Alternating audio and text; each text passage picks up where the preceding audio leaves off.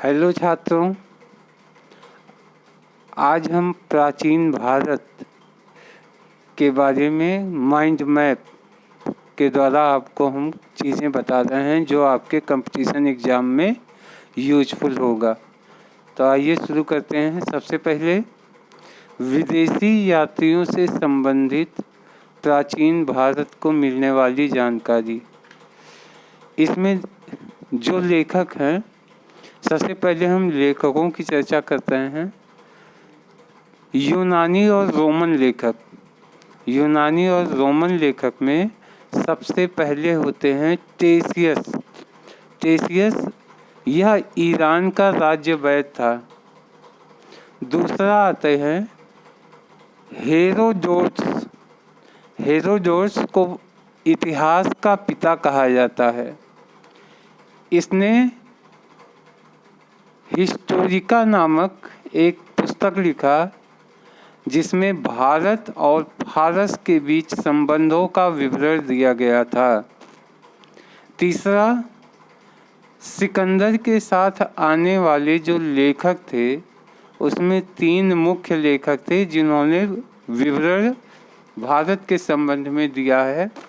निरियाकस, दूसरा आनेसिक्रट्स, तीसरा आस्ट्रोबुलस।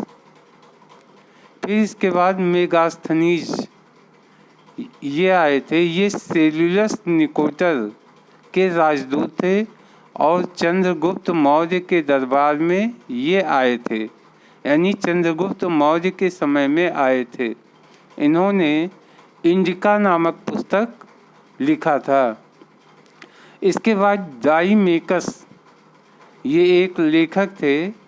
ये सीरिया के नरेश के राजदूत थे और बिंदुसार के समय में भारत आए थे।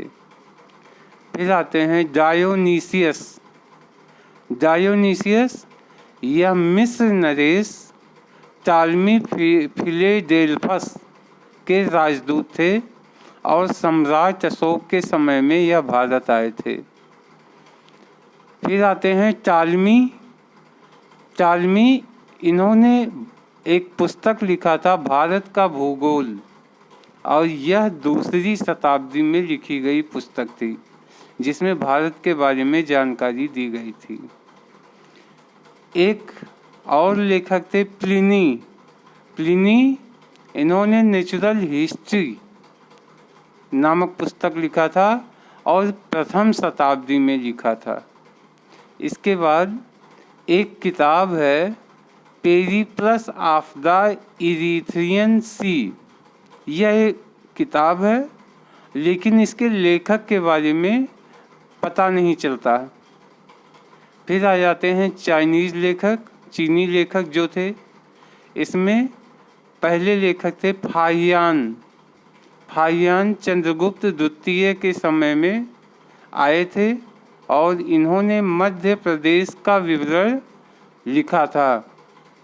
फिर आते हैं दूसरे चीनी लेखक संयुगन। यह 518 ईस्वी में भारत आया और इन्होंने बौद्ध धर्म के बारे में जानकारी एकत्रित की थी।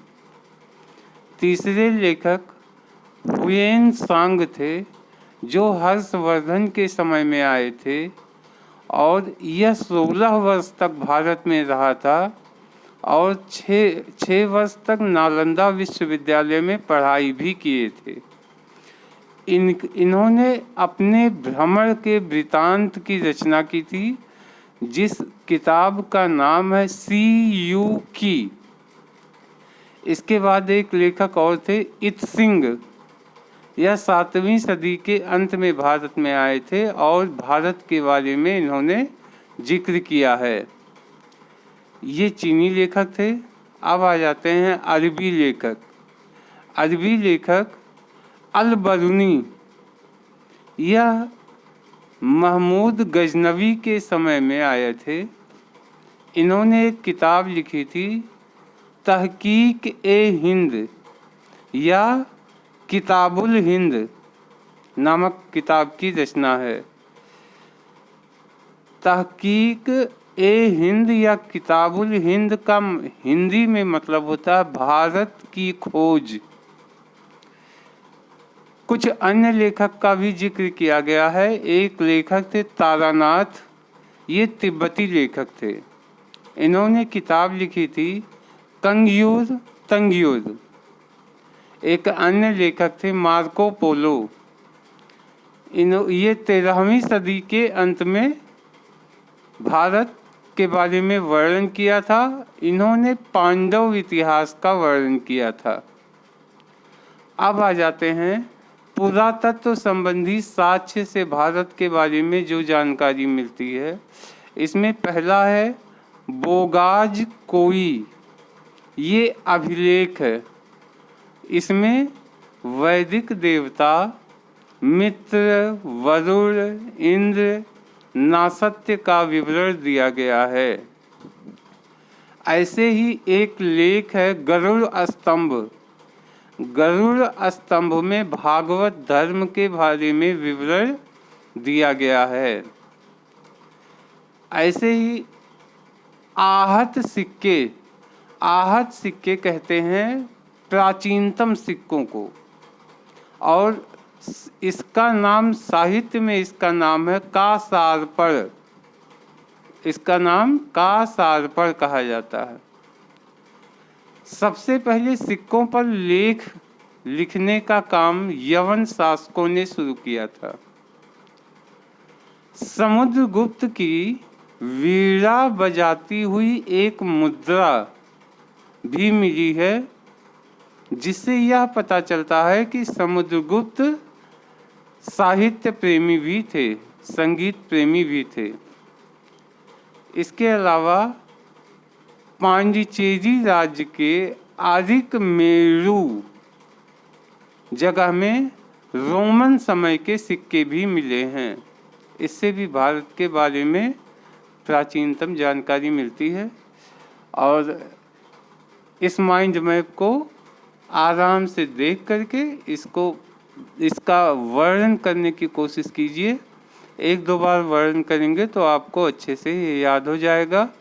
कंपटीशन में अक्सर ये इसमें से क्वेश्चंस पूछे जाते हैं। हम आपके लिए और भी ढेर सारे वीडियो माइंड मैप के थ्रू लेके आएंगे। चैनल को सब्सक्राइब किए रखिएगा, जिससे जैसे ही वीडियो आए तुरंत आपको पता चल जाए।